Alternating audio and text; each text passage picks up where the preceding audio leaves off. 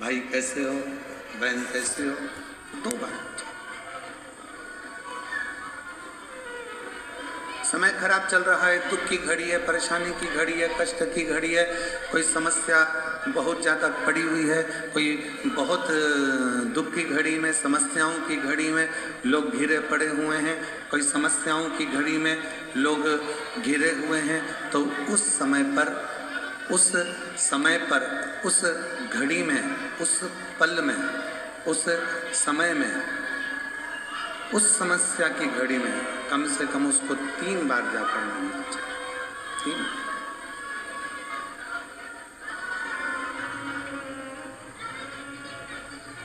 उस समस्या की घड़ी में, उस दुख की घड़ी में, उस परेशानी की घड़ी में कम से कम 3 बार जाकर खड़े।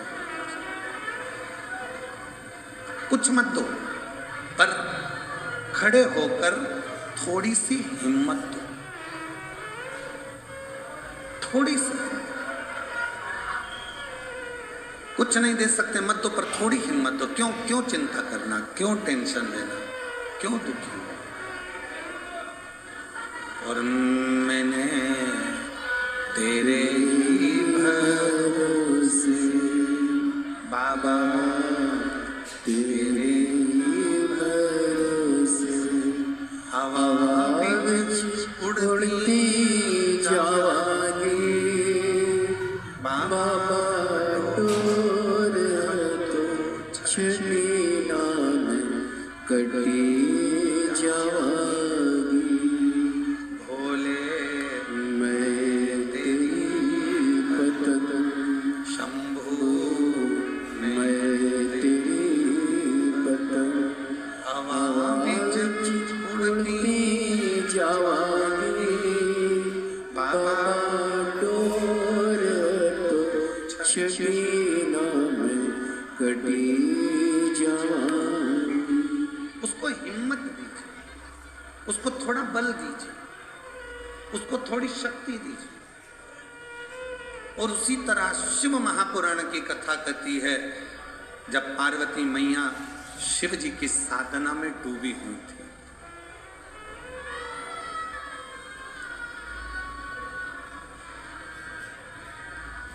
जब भगवान शंकर की साधना में पार्वती मैया डूबी हुई, तब करते करते करते करते बहुत वर्ष निकल गए, तो भी शिव प्रकट नहीं।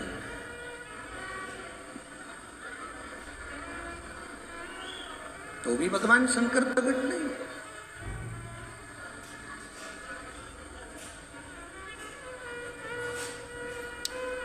शिव प्रकट नहीं हुए।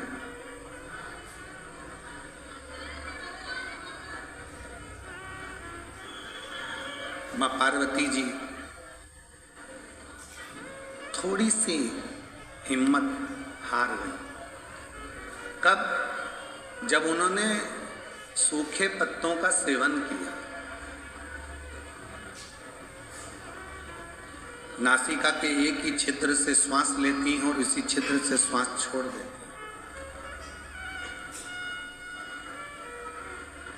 तब थोड़ी सी हिम्मत मां जगतजननी जगदम्बा मां पार्वती जी हारी।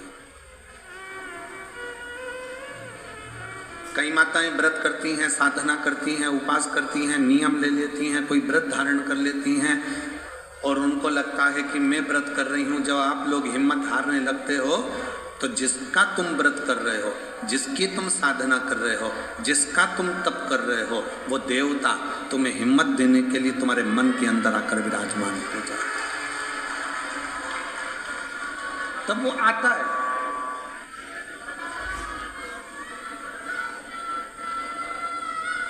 पार्वती मैया जब हिम्मत हारी, तो भगवान देवाधिदेव महादेव मां जगत जननी जगदम्बा पार्वती के सामने प्रकट।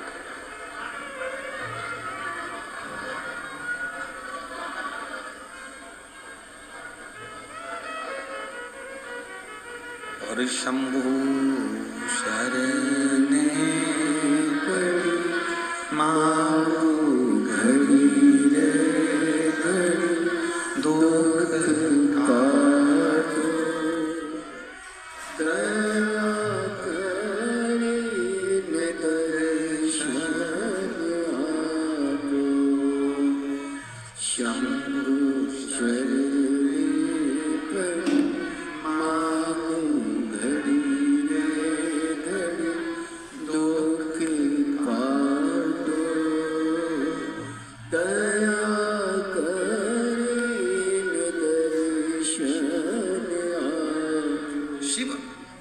पार्वती जी की साक्षी में उनको बल देने के लिए प्रकट, असली स्वरूप में नहीं। असली स्वरूप में शिव नहीं है। शिव स्वरूप बदलकर, कभी शंकर भगवान ऋषि का रूप लेकर आते हैं और पार्वती को बल देते हैं, कभी शंकर भगवान मगर बनकर आते हैं, पार्वती को बल देते हैं, कभी शंकर भगवान पार्वती जी के सम्मुख में कोई स्त्री का रूप लेकर आते हैं, बल देते हैं।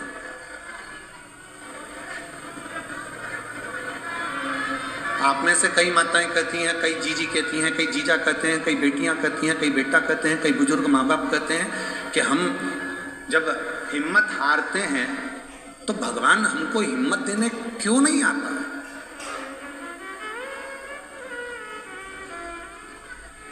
भगवान को हिम्मत देने क्यों नहीं आता? शिव महापुराण की कथा कहती है, जब आप हिम्मत हारते हो, परिवार के भले ना आए और तुमने जो एक लोटा जल चढ़ाया है वो शंकर तुम्हारे सामने खड़े होकर रूप बदलकर, किसी रिश्तेदार का स्वरूप धरकर, किसी परिचित का स्वरूप धरकर, कोई अपनों का रूप रखकर, कोई परिचित का रूप रखकर, कोई रिश्तेदार का रूप रखकर मेरा देव अधिदेव महादेव आकर हिम्मत जरूर देता है और तुमको जिंदगी जीने का एक तरीका सिखाता है।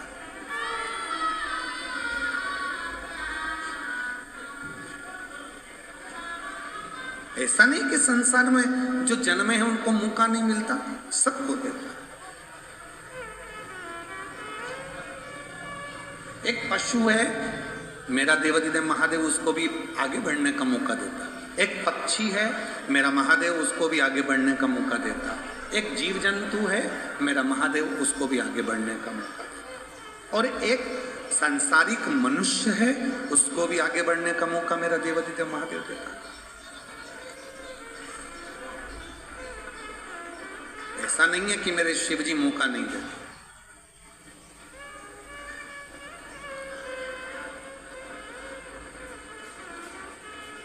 नदी में, पानी में, समुद्र में, तालाब में, कुएं में, बावड़ी में अगर कोई डूबता है, कोई डूब रहा है, तो पानी भी एक मौका देता है उसको उछाल देकर बाहर निकालने का कि अभी भी मौका है, तुम उससे बाहर निकल।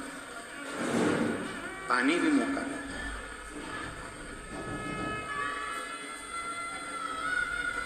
वो परमात्मा हर जगह मौका देने के लिए तैयार बैठा है। संसार के बेटा बेटी कहते हैं, नवयुवक बच्चे कहते हैं, हम पढ़ पढ़ के थक गए, एग्जाम दे दे कर थक गए, हम कंपटीशन एग्जाम में बैठ बैठ कर थक गए, पर हमारा सिलेक्शन ही नहीं हो रहा।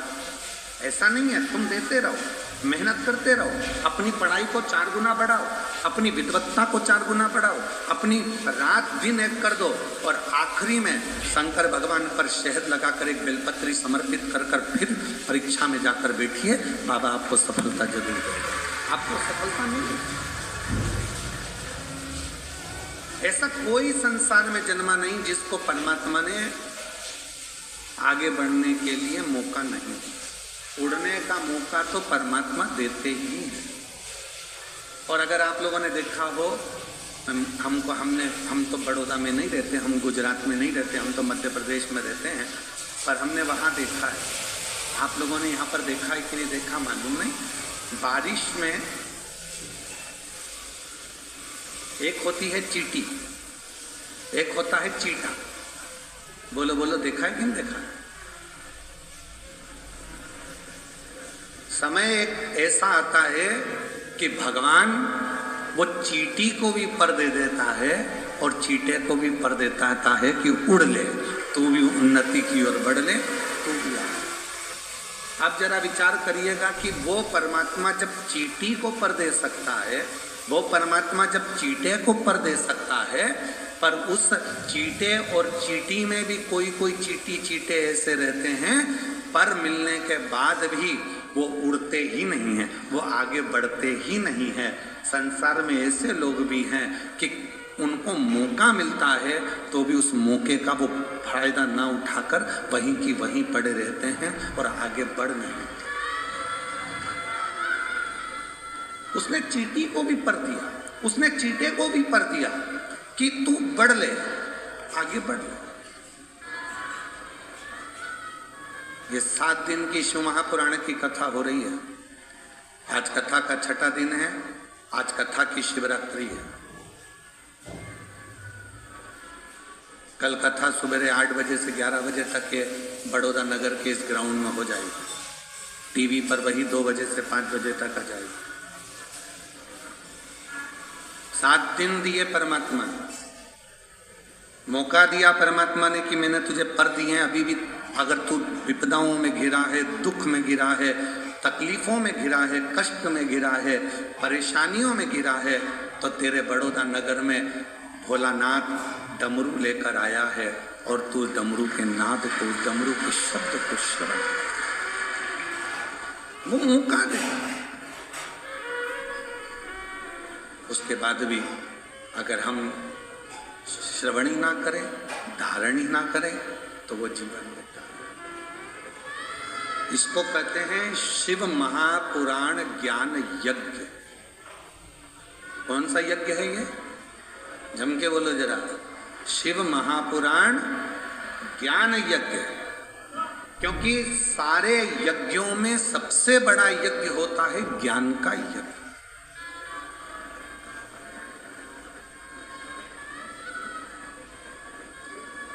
भजन संध्या कराई, रात को खूब नाचे कूदे, एंजॉय करा, पूरे होर्डिंग लगाए गए बड़े बड़े, भजन संध्या है, भजन संध्या है, भजन संध्या। चौकी बिठाई, आज चौकी है, आज भजन संध्या है, पूरी रात लोगों ने एंजॉय करा। ठीक है, भजनों में नाचे आप, ठीक है, पर ज्ञान क्या लिया? ज्ञान क्या प्राप्त किया?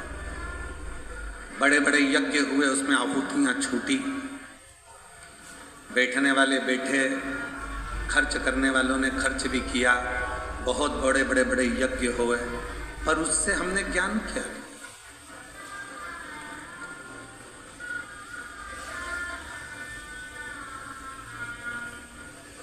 इसको शिव महापुराण ज्ञान यज्ञ कहते।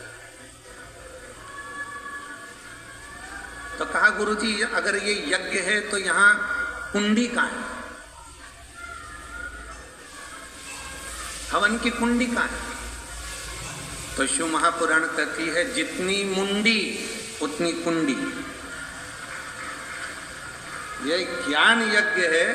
इस ज्ञान यज्ञ में जितने जितने बैठे हुए हैं और जिन जिन के कानों में शिव महापुराण की कथा जा रही है, जितनी जितनी मुंडी है, जितने जितने शीश हैं, उतनी उतनी वो कुंडी है।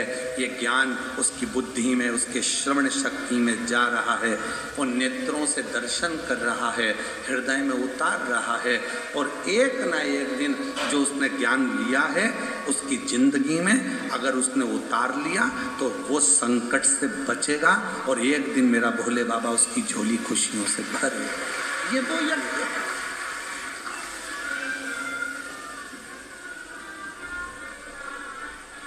यहां व्यक्ति स्वयं आत्मा से परमात्मा को मिलाने का प्रयास कर रहा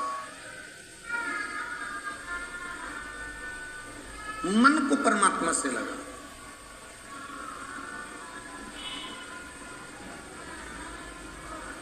कभी किसी महाराज जी ने अपने प्रवचन में नहीं कहा कि शरीर को परमात्मा से लगाओ। कभी किसी महाराज जी ने, बड़े बड़े संत साधु ने भी अपने अपने प्रवचन में नहीं कहा कि इस तन को परमात्मा से लगाओ। किसी संत साधु गुरुजन ने नहीं कहा, किसी वक्ता ने नहीं कहा कि तन को परमात्मा से लगाओ। जिसने भी कहा एक ही बात कही, मन को, चित्त को परमात्मा से, आत्मा को परमात्मा से। क्यों? तन लगाने का क्यों नहीं बोला? शरीर को परमात्मा से लगाने का क्यों नहीं बोला? क्योंकि शरीर माता और पिता की देन है। इस शरीर में आधा भाग मां का है, इस शरीर में आधा भाग पिता का। शरीर माता पिता की देन है। और जब थोड़े से बड़े हो गए तो ये शरीर भोजन की देन है, जितना खाओगे उतने तंदुरुस्त रहोगे।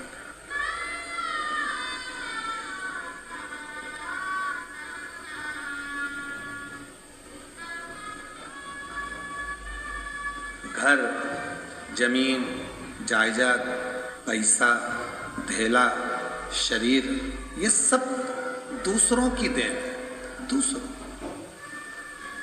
पर उस देवाधिदेव महादेव मेरे शंकर भगवान की देन क्या है? शिव जी ने आपको क्या देकर भेजा था? तो कहा शंकर भगवान ने हमको ये आत्मा, ये मन, ये चित्त देकर भेजा। इसीलिए बड़े बड़े वक्ता हो, चाहे छोटे छोटे कथा वक्ता हो, चाहे कोई संत हो, साधु हो, सन्यासी हो, तपस्वी हो, साधक हो, वो आपसे कहते हैं अपनी आत्मा को परमात्मा में लगाओ, मन को परमात्मा में लगाओ, तन को नहीं, शरीर को नहीं, मन लगाने की बात करते हैं। क्यों? क्योंकि जैसे बच्चा घूम जाता है, माँ के पास आता है तो माँ उससे गले लग जाती है, उसी तरह ये आत्मा, ये मन जब संसार में भटक जाता है और जब हम एकांत में बैठकर शिव को भजते हैं, तब वो परमात्मा इस आत्मा को संभाल लेता है और हमें उन्नति के मार्ग पर ले जाकर छोड़ देता है। हम मन नहीं लगा पाते।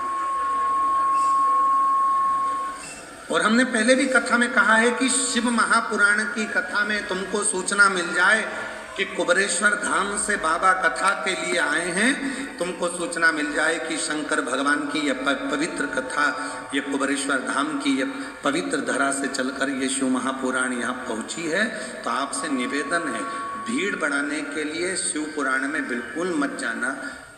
तुम्हारी भीड़ बढ़ाने से तकलीफ हमको भी होती है। इतनी भीड़ में हम खुद ट्रैफिक में फंस जाते हैं। भीड़ बढ़ाने के लिए कथा में मत जाओ। कथा में अगर आए हो शिव महापुराण की तो भाव को बढ़ाओ। कितना भाव बढ़ा सकते हो, तुम्हारे भीतर कितनी परमात्मा की प्राप्ति कर सकते हो।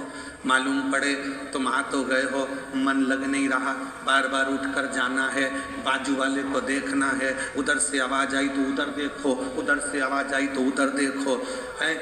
और आधी टेंशन अपनी गाड़ी कहाँ रख कर आए हैं, तीसरा टेंशन बैग रखी थी कहाँ चले गया, चौथा टेंशन मेरी चप्पल पे कोई बैठ गया, पांचवा टेंशन वो मेरे को लेकर आए थे मेरे पति कहाँ चले गए, छठा टेंशन किससे झगड़ा करूं, किससे झगड़ा करूं। तो क्या मतलब का कथा में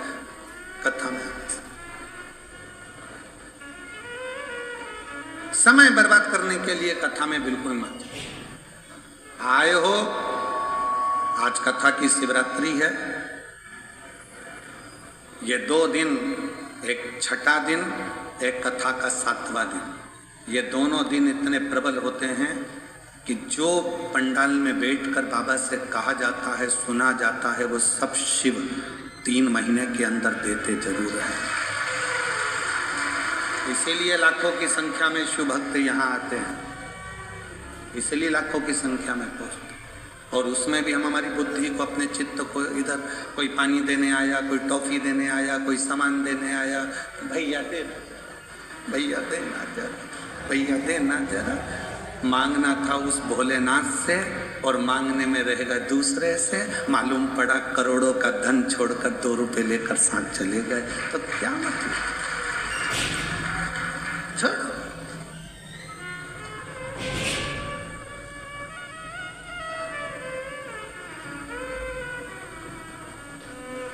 7 दिन की कथा में जितनी चिल्ला चोटनी होती उतनी पीछे के 2 दिन में होती है। क्यों?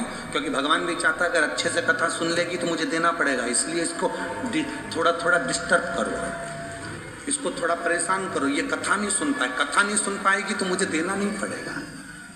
इसका मन नहीं लगेगा तो मुझे देना नहीं पड़ेगा, मन लग गया तो फिर तो मुझे देना पड़ेगा। इसलिए 2 दिन तुम्हें समझदारी रखना है। चिल्लाने वाले चिल्लाएंगे, तुम्हें समझदारी रखना है। कोई तुम्हारे पास से बार बार उठ के जाए तो सिर पे पल्लू लेके पाँव पड़ ले, तेरे हाथ जोड़ो, बैठ नीचे बैठ। कहाँ बार बार जा रहा है? तुझमें नारद घुस गया क्या? नारद भरा गया क्या? बार बार जा रहा, फिर आ रहा, फिर जा रहा, फिर आ रहा, बैठ जा। बहुत सावधानी की जरूरत है।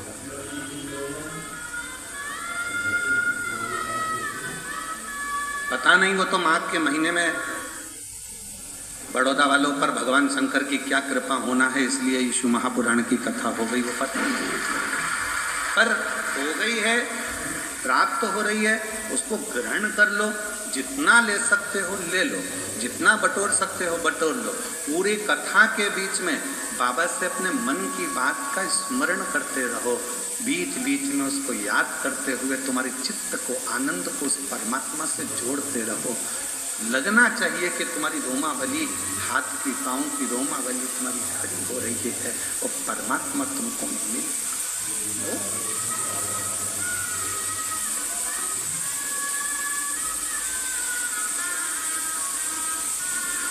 भाव की मूर्ता रखी, भीड़ की नहीं। पार्वती मैया तप में लगी हैं, जहां पर वो थोड़ी सी भी डाउन होती हैं, थोड़ी सी उनको लगता है कि शिव नहीं मिलेंगे क्या, शंकर नहीं मिलेंगे क्या, तब भोले बाबा किसी न किसी का रूप रखकर आकर उनको समझा जाते। तुम भी जिंदगी में जब जब डाउन होगे, तुम्हारे जीवन में जब जब तुम परेशानी की ओर बढ़ोगे और जब जब तुम्हारे जीवन में थोड़ी तकलीफ आएगी, अगर तुमने एक लोटा जल शिव जी को चढ़ाया है तो वो मंदिर में से निकलकर महादेव तुम्हारे दरवाजे पर आकर तुमको समझाने का। मेरा शंकर भगवान कभी अपने असली स्वरूप में नहीं आता, याद रखना। मेरा भोले बाबा कभी तुम्हारे सामने गले में सांपों की माला लेकर, डमरू लेकर, भस्म लगाकर, जटा बांधकर, रुद्राक्ष की माला पहनकर, त्रिपुंड लगाकर, ऐसे मेरे शंकर भगवान बागंबर धारण कर कर कभी नहीं आते ही नहीं है। उन्होंने पार्वती जी को तुरंत, माता जगत जननी जगदम्बा पार्वती जी को वचन दिए। 2 वचन माता पार्वती जी को शंकर भगवान ने दिए थे। पहला वचन दिया था कि मेरी परिक्रमा पूरी नहीं होगी, ये पार्वती को वचन दिया। इसलिए कभी भी शंकर भगवान की परिक्रमा पूरी नहीं होती। यहाँ से चालू करा, जैसे ये शिवलिंग है तो यहाँ से चालू करके यहीं से वापस से जाते हैं, जहाँ से जल बहता है उसको लांघते नहीं, क्योंकि पार्वती को वचन दिया। गणेश जी महाराज ने शंकर भगवान की परिक्रमा पूरी कर ली थी। षडानंद कार्तिक के परिक्रमा करने मोर पर गए थे और गणेश जी ने चूहे पे बैठ के शंकर की परिक्रमा कर ली थी, देवादिदेव महादेव की। तो भगवान शंकर प्रसन्न होकर वर दे दिए थे कि तुम प्रथम गिनती में गिनाओगे गणेश, सारी दुनिया तुम्हारी पूजन करेगी। तब पार्वती का दिल दुख गया था। पार्वती ने कहा मेरा एक बेटा परिक्रमा करने मोर पर बैठ कर गया, दूसरे ने बुद्धि का परिचय दे दिया, चूहे पे बैठकर तुम्हारी परिक्रमा कर ली तो तुमने उसे वर दे दिया। मेरा एक बेटा तो दुखी होगा ना, माँ तो दोनों बेटे की सोचती है ना, और तुम्हारे लिए एक प्रिय हो गया। भोलेनाथ, आज ये पार्वती अपने पति से वचन मांगती है। मैं जानती हूं कि तुम भोले हो, तुम्हारी कोई भी परिक्रमा करेगा तो तुम उठाकर कुछ भी दे दोगे, इसलिए आज वचन दो कि तुम्हारी कभी भी पूर्ण परिक्रमा नहीं हो। शिव जी ने वचन दे दिया, वचन कि मेरी पूर्ण परिक्रमा नहीं हो, अधूरी परिक्रमा, पूर्णता में नहीं। शिव को पहचान, और दूसरा माँ जगत जननी जगदम्बा भगवान शंकर को मान। जब दुख की घड़ी, जब तकलीफ की घड़ी, कष्ट की घड़ी, तब आपको आए।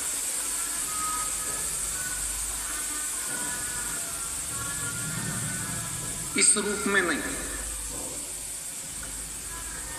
क्यों? इस रूप में दिक्कत क्या है? गले में सांप पड़ा है, नीचे बाघंबर है, रुद्राक्ष की माला है, त्रिपुंड है, कंठ नीला है, भस्म चढ़ी है। इस रूप में क्यों नहीं?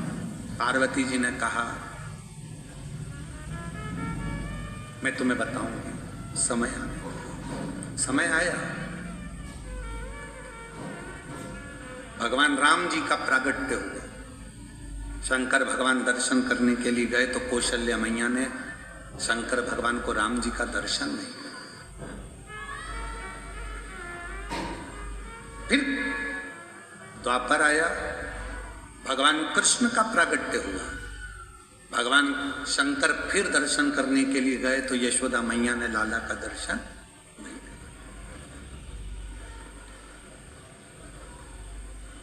वो आप लोग एक लाइन गुनगुनाते, श्री कृष्ण के दर्शन करने चले सदा शिव गोकुल में, गली गली में शोर मचावे चले सदा शिव गोकुल में। यशोदा जी ने दर्शन कराया था भगवान को? नहीं। बाबा तुम्हारे गले में सर्प है, मेरा बच्चा डर जाएगा। बाबा तुम्हारा वेश बड़ा विचित्र है, इसको देखकर मेरा बच्चा डर जाएगा। ना राम जी का दर्शन कौशल्या जी कराती हैं, ना कृष्ण भगवान का दर्शन यशोदा जी कराती हैं। तो माता पार्वती जी ने वचन मांग लिया कि आज के बाद तुम्हारा भक्त अगर तुमको बुलाए तो इस रूप में मत जाना, कोई रूप बदल कर, उसी के परिवार का रूप रखकर, उसी के कुटुंब का रूप रखकर, उसी का अपना कोई रूप रखकर तुम चले जाना। क्यों? तुम्हारा ये स्वरूप अगर कोई देखेगा तो वो आपको कलिकाल में, कलयुग में, अगर बड़ौदा की गली में तुम जिस बंगले में रहते हो और बंगले के बाहर आकर शंकर भगवान बेल बजाएं और बेल बजा के और अच्छा बढ़िया जोरदार, माता दरवाजा खोल, इतने में तो माता कुत्ते को छू कर दे। बोलो बोलो सही है कि गलत है? बड़ी बड़ी वीआईपी कॉलोनी में आप लोग रहते हो, बड़ी वीआईपी गाड़ी में आप लोग घूमते हो, जरा विचार करिए। चौराहे पर अगर कोई मांगने वाला आ जाए ना तो तुम्हारी गाड़ी का कांच तुरंत चला लेते हो, वो थपथपा रही है। अब जरा विचार करिए कितनी विचारणीय बातें हैं। तुमने गाड़ी का कांच चलाया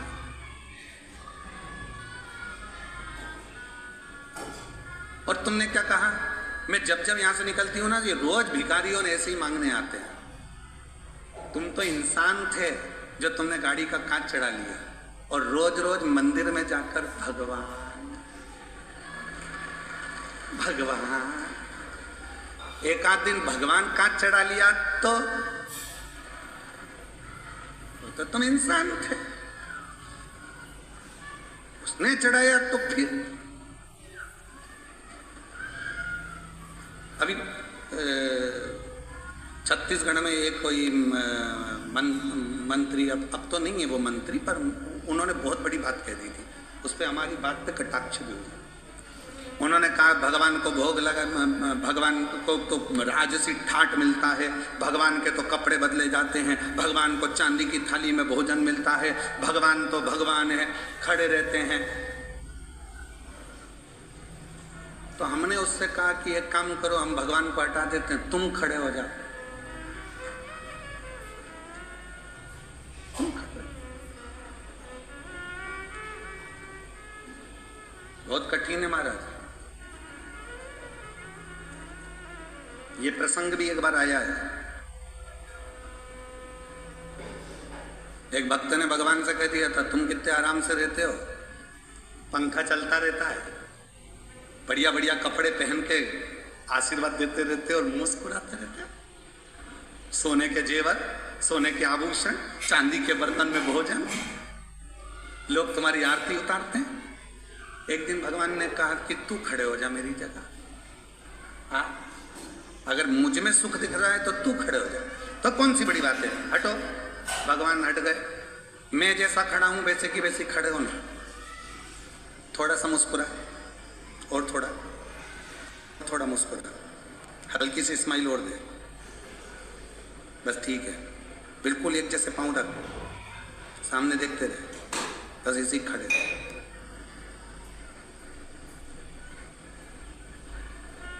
अब इतने में से नीचे से चींटा चढ़ गया। चींटा, भगवान खड़े थे पास में, हिल मत जाना, ऐसे ही खड़े रहे, मुस्कुरा। अरे काय का मुस्कुराऊं, काट रहा है। भगवान बोले हम भी तो मुस्कुराते, मुस्कुरा। फिर एक आई, भगवान मेरी बहू को छोड़ा देते ना। ये पीछे से बोला इतनी बेकार है, इसको तो कुछ मत देना। भगवान बोले चुपचाप खड़े रहे।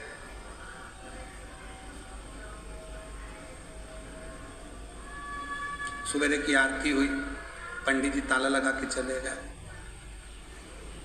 ये बोला हट जाऊं, भगवान बोले काहे को, मैं हटा था, मुस्कुरा। तो क्या अब तो कोई देख ही नहीं रहा तो मुस्कुराऊं काहे को, मुस्कुरा। शाम को पंडित जी आए, उन्होंने फिर आरती मारती करी, चांदी की थाली में भोजन लाके दिखाया।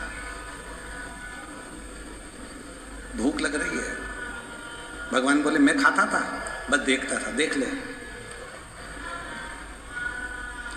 खाने को नहीं मिलेगा, मुस्कुरा।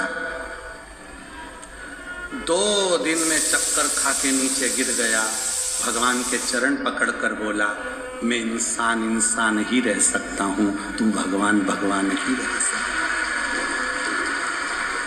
मेरे बस की बात नहीं है दुनिया के दुखड़े सुनना, ये मेरे बस की बात नहीं है। मैं मेरे बहुओं के दुखड़े सुन लूं, परिवार के दुखड़े सुन लूं, वही काफी है। तेरे पास तो दुनिया के इतने लोग आते हैं, दुखड़ा रोते हैं, और तू कितनी कृपा करता है तो भी मुस्कुराता रहता है।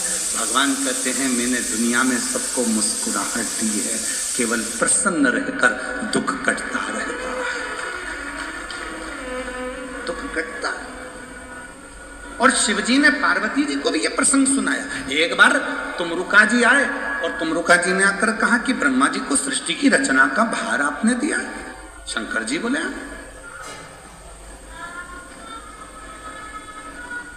सृष्टि की रचना ब्रह्मा जी कर रहे हैं। हाँ,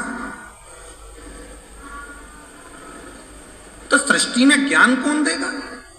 सब कुछ ब्रह्मा जी अगर रच देंगे तो। शंकर भगवान बोले सृष्टि में जिन जिन को मैंने जन्म दिया वो सब ज्ञान देंगे,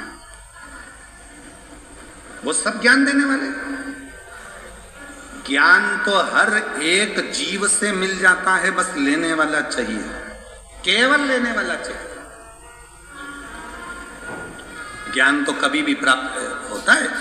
एक पति पत्नी रात को सो रहे थे और रात को सोते इतने में पत्नी रात को 1:30 बजे उठ गई और 1:30 बजे उठकर उसने पति को हिलाकर बोला पति से, सुनो जी, सुनो तो, बोल, मुझे नींद नहीं आ रही है। तो पति बोला मुझे आ रही है, सोन देना। नहीं, सुनो तो, बोल, मुझे इसलिए नींद नहीं आ रही, मान लो अपने कोई पप्पू हो गया तो कहां सोएगा। पति बोला कैसी मूर्खों जैसी बात करती है। पति थोड़ा सा नींद में था, इधर खसक गया, बोला इधर सो जाएगा, सो जा। पत्नी सो गई। 2:30 बजे फिर उठ गई, पति को बोला उठो। पति बोला अब क्या हुआ? मान लो अपने को एक पप्पी हो गई छोटी सी, तो वो कहाँ सोएगी? पति और खसका, इधर सो जाएगी, मेरे को सो जान दे, सुबह ड्यूटी पे जाना है, तू सो जान दे। पति और खसका। 3:30 बजे फिर जग गई, उठो। पति ने पूछा अब क्या हुआ? अपने को एक और पप्पू हो गया तो वो कहाँ सोएगा? पति बेचारा और खसका। अब पलंग तो पलंग है, कोई शासन की रोड थोड़ी ना कि खसकते जा। खसकते से पलंग से धड़ से नीचे गिर गया। नींद में तो था ही, कमर का कुस्का चले गया, कमर टेढ़ी हो गई है। पति बोला अब तो सो जा। पत्नी सो गई, पर पति को नींद नहीं आई, उठ गया। एक बैग तैयार करा। पत्नी सवेरे से उठते से बोलती गुड मॉर्निंग।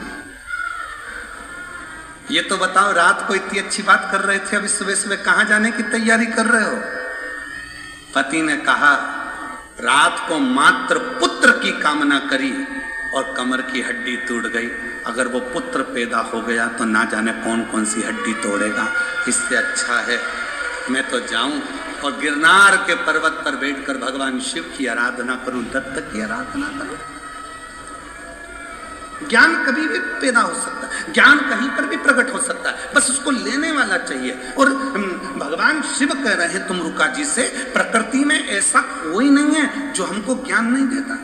चिड़िया हमको चहकना सिखाती है, मोर हमको नाचना सिखाता है, कोयल हमको गुनगुनाना सिखाती है, गाना सिखाती है, नदियां हमको सिखाती हैं कि हमेशा निरंतर चलते रहो, बढ़ते रहो, पीछे मुड़कर मत देखो, पर्वत सिखाते हैं कि तुम्हारी उन्नति तुम्हारे हाथ में है, मेरे जैसे विशाल बन जाओगे, बढ़ते रहो, समुद्र तालाब सिखाते हैं कि जितना मैं गहरा हूं उतनी जिंदगी में तुम गहराई को धारण करो,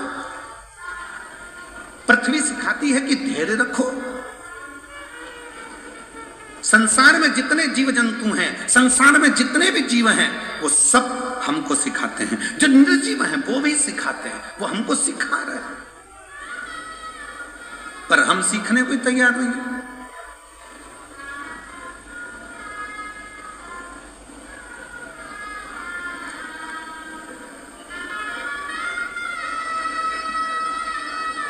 सास कहती है ये कल की आई हुई बहू की सुनूंगी मैं।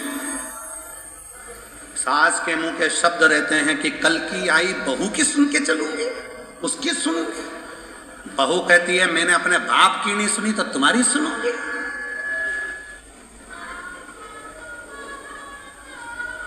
बेटा कहता है मैं तुम्हारी नहीं सुनूंगा ऑफिस में। बाप कहता है मैं बेटे की नहीं सुनूंगा, मैंने पाल पोस के बड़ा करा है, दुकान मेरी है, व्यापार मेरा है, मैं नहीं सुनूंगा। बेटा कहता है मैं बाप की नहीं सुनूंगा। दोस्त दोस्त से कहता है भाई मैं तेरी सुनने वाला नहीं हूं। समाज के लोग एक दूसरे से कहते हैं समाज में हमारा भी वजूद है, हम नहीं सुनेंगे तेरी। कोई किसी की सुनने को तैयार नहीं है तो क्या सियोर वाला महाराज सुनेगा? कोई किसी की नहीं सुन रहा, सब अकड़ में मैं नहीं सुनूंगा, मैं नहीं सुनूंगा, मैं नहीं सुनूंगा, मैं नहीं सुनूंगा। कौन सुनेगा? किराया दे दिया करो, सियोर वाला महाराजा जाएगा, बड़ौदा में सुन के चले जाएगा, उसमें क्या दिक्कत? एक सुनने वाला भी रख लो जो तुम्हारी सुने। अकड़ को त्याग दो। शंकर भगवान ने पार्वती को अपना बनाने से पहले कामदेव को जलाकर भस्म कर दिया, क्योंकि जहां काम होता है वह अहम भी आता है। जहां काम होगा वह हम आएगा। किसी किसी के मन में विद्या का अहंकार हो जाता है। लंकापति रावण को देखो ना, उसने भी कह दिया था मैं विभीषण की सुनूंगा, विभीषण की, ये मुझे सुनाएगा। फिर एक दिन कह दिया ना तुम चुप रहो, मैं तुम्हारी भी नहीं सुनूंगा। मंदोदरी से कह दिया तू मेरी पत्नी है, मैं तेरी सुनूंगा। और किसी की नहीं सुनी तो आखिरी में पूरा लंका जल के भस्म हो गई, परिवार नष्ट हो गया, बर्बाद हो गया लंकापति रावण। इसलिए शिव महापुराण की कथा कहती है शंकर जी के परिवार में ऐसा नहीं है कि कोई किसी की नहीं सुनता। शिव के परिवार में शंकर भगवान की सब सुनते हैं, इसलिए शिव परिवार श्रेष्ठ माना गया। इसलिए शिव परिवार श्रेष्ठ माना गया। गणेश जी भी शंकर जी की सुन रहे हैं, पार्वती जी भी शंकर जी की सुन रही है, कार्तिकेय भी शंकर जी की सुन रहे हैं, सर्प भी सुन रहा है, मोर भी सुन रहा है, चूहा भी सुन रहा है, नंदी भी सुन रहा है, शेर भी सुन रहा है।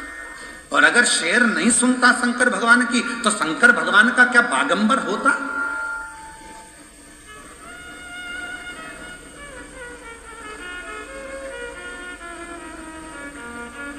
शिव जी क्या बागंबर पहनते? ये तन पर भगवान शंकर के जो बागंबर आया, जिस बागंबर पर शिव जी बैठते हैं, शेर की खाल पर बैठते हैं, शेर की खाल बागंबर भगवान तन पर धारण करते। किसने किसने किसने दिया उनको? एक दिन पार्वती जी बोल दी भगवान शंकर से चौसर खेलना है। शिव जी ने कहा खेलो,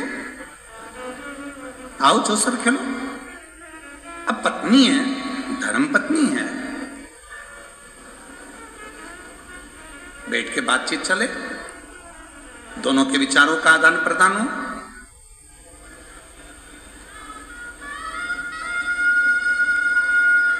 बहुत विचित्र समय है। पर हमको बड़ौदा में एक बहुत अच्छी चीज लगी है, जो हमको देखने को मिला उसमें हमको बड़ी प्रसन्नता लगी।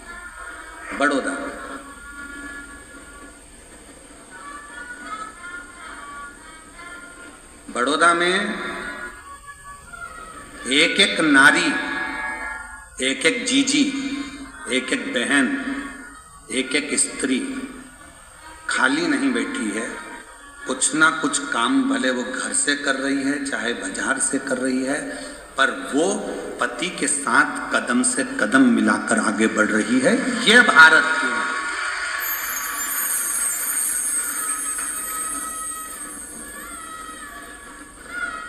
और पति कह दे कि मैं बड़ा, तुमसे बड़ी है वो। क्यों? रोटी बनाती है और रोटी कमाने जाती है, बनाती भी है और कमाने जाती भी है। बहुत अच्छा लगा। कई माताएं घर में ही फाफड़ा बना रही है, पैकेट पैक करके बेच रही हैं, कोई कुछ बना रहा है, कुछ बनाकर बेच रहा है। अभी एक भैया जी आए थे, उनकी धर्म पत्नी वो गाय के गोबर के श्रृंगार कुछ गाय आदि बनाती हैं, गणेश जी बनाती हैं, वो बेच। सबका अपना अपना कर्म, प्रसन्नता है।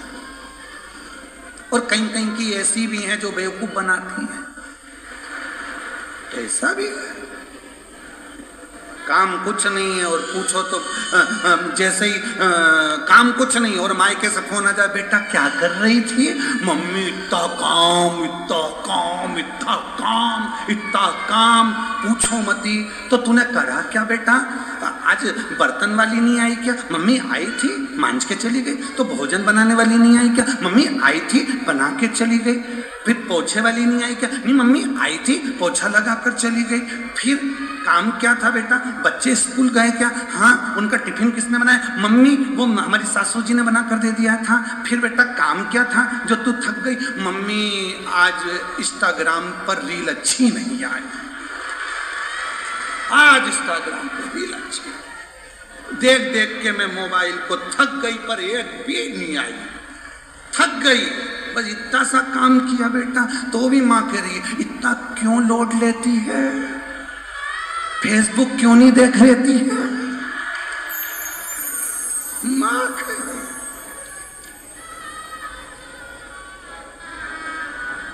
हे भगवान, देख तेरे संसार की हालत क्या हो गई भगवान।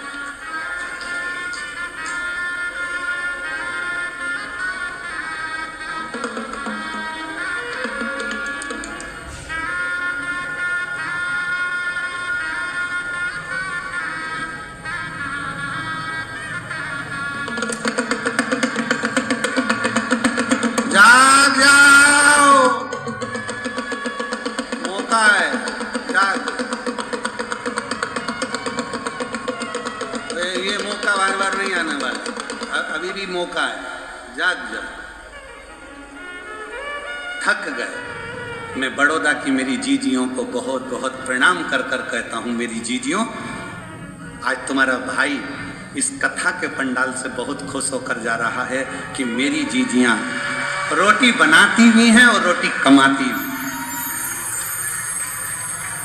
मेरी जीजियां रोटी बनाती भी और रोटी कमाती भी हैं, कदम से कदम मिलाकर साथ चलती। आज मेरी बड़ौदा की जीजियों को देखकर खुश हूं। आज लग रहा है कि मेरे जीजाओं का साला हूं। आज दमदारी, प्रसन्नता है। आज अच्छा लग रहा है। अब तो तुम्हारी सास भी बुराई करेगी तो छाती तान के कह दूंगा मेरी बहन से मत बोल दियो। दमदारी, उसने रोटी बनाती भी है और रोटी कमाती भी है। इसलिए मेरा निवेदन है कि कोई भी स्त्री को, कोई नारी को, और तुमसे क्या चाहती है? क्या चाहती है? केवल 2 शब्द, सम्मान। जितना तुम अपने बेटे से कहती हो ना, बेटा बहुत भूखा होगा, प्यासा होगा, ऐसा बहू जब नौकरी कर कर आए ना, उससे भी कह दिया करो बेटा आज तू थकी हुई दिख रही है, कोई टेंशन है क्या बेटा? उसको उसकी माँ की याद नहीं आएगी, सास ही माँ बन जाएगी तो उसकी जिंदगी खुश है। मुझे तकलीफ है क्या बेटा? मीठे दो बोल चाल, मीठे दो, और कुछ नहीं। और मेरा बहुओं से भी निवेदन है, तुम्हारी सास को भी तुमसे ना धन, ना दौलत, ना संपदा, केवल उसको शुरू से उसको सम्मान मिला है, इसलिए दो शब्द सम्मान के दिया करो तो वो बुजुर्ग माँ बाप भी आपके अपने। सम्मान, आदर।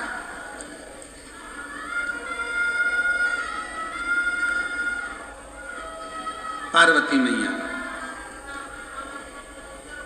जीव जंतु पशु पक्षी ये सब हमको सीख है, सब सीख।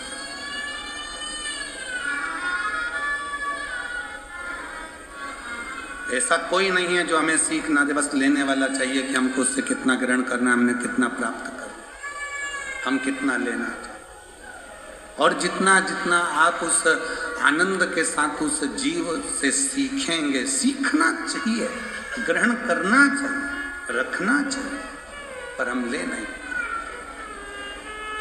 और जो जैसी भावना लाया वो वैसा ही फल पाया, नहीं खाली उसे लौटाया, वो मन ही मन छाया, और कर दिया माला माल काशी वाले, लुटा दिया भंडार काशी वाले, लुटा दिया भंडार काशी वाले, कर दिया माला माल काशी वाले। अपने आप को हमें सुधारना। शिवजी, आप इस स्वरूप को धरकर मत जाना, दर्शन नहीं मिलते। यशोदा जी ने आपको दर्शन नहीं दिया कृष्ण का, इसलिए शंकर भगवान अपने असली स्वरूप में नहीं आते, स्वरूप बदल गए। और इसीलिए शायद आप लोगों श्रवण करे होंगे कि जब दर्शन नहीं मिला था तो अगली बार भगवान शंकर आए तो रूप बदल, रूप।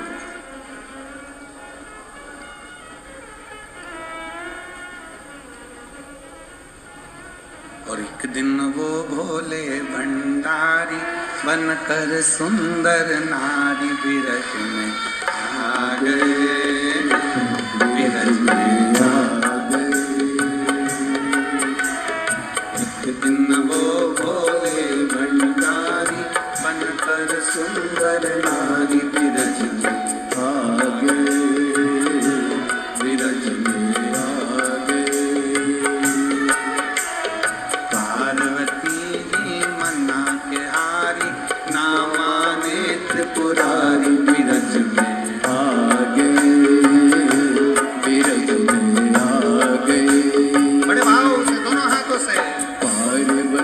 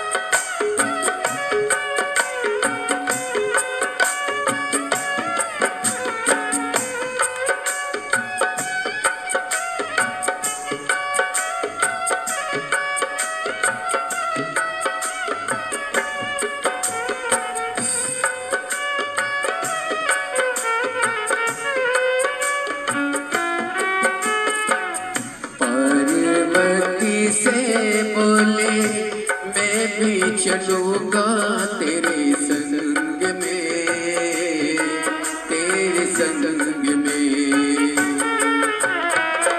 राधा संग श्याम नाचे मैं भी नाचूंगा तेरे संग में, तेरे संग में। राधा संग श्याम नाचे मैं भी नाचूंगा तेरे संग में, तेरे संग में। रास रचा है ब्रज में बारी, मुझे दिखाओ प्यारी। गोकुल में आ गए, गोकुल में आ गए। एक दिन वो बोले भंडारी बनकर सुंदर नारी, ब्रज में आ गए, ब्रज में आ गए।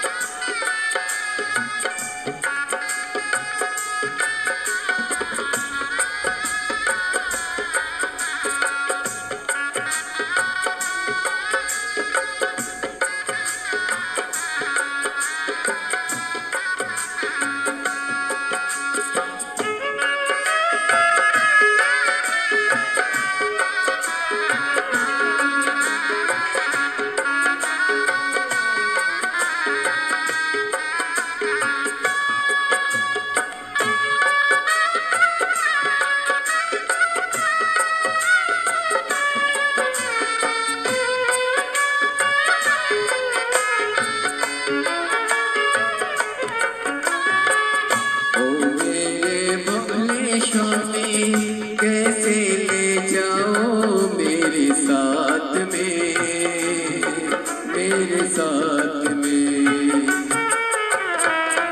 मोहन के सिवा कोई पुरुष ना जावे रास में, जावे रास में। मोहन के सिवा कोई पुरुष ना जावे रास में, जावे रास में। हंसी करेगी ब्रज की नारी, हंसी करेगी ब्रज की नारी। मानो बात हमारी, ब्रज में आ गए, ब्रज में आ गए। एक दिन वो बोले भंडारी बनकर सुंदर नारी, ब्रज में आ गए, ब्रज में आ गए।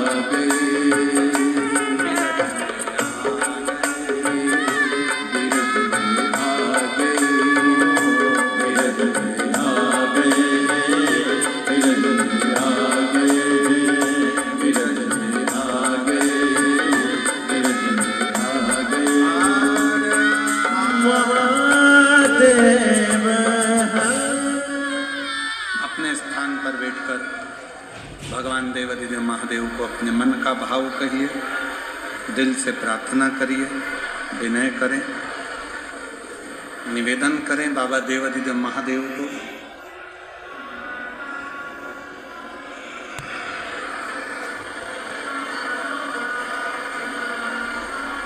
जहाँ जगह मिले वहाँ बैठ जाएं। ये कथा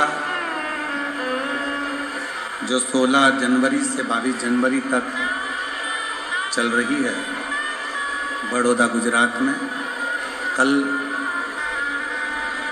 कथा का विराम दिवस रहेगा। सुबह 8 बजे से 11 बजे तक कथा बड़ौदा गुजरात में हो जाएगी। टीवी पर आस्था चैनल पर 2 बजे से 5 बजे तक आएगी। 22 तारीख को ये कथा विराम होगी। फिर 27 जनवरी से 31 जनवरी तक माघ मेले में सतुआ बाबा शिविर, खाक चौक, महावीर मार्ग, पाटन पुल नंबर 1, दोपहर में 1 बजे से 4 बजे तक प्रयागराज की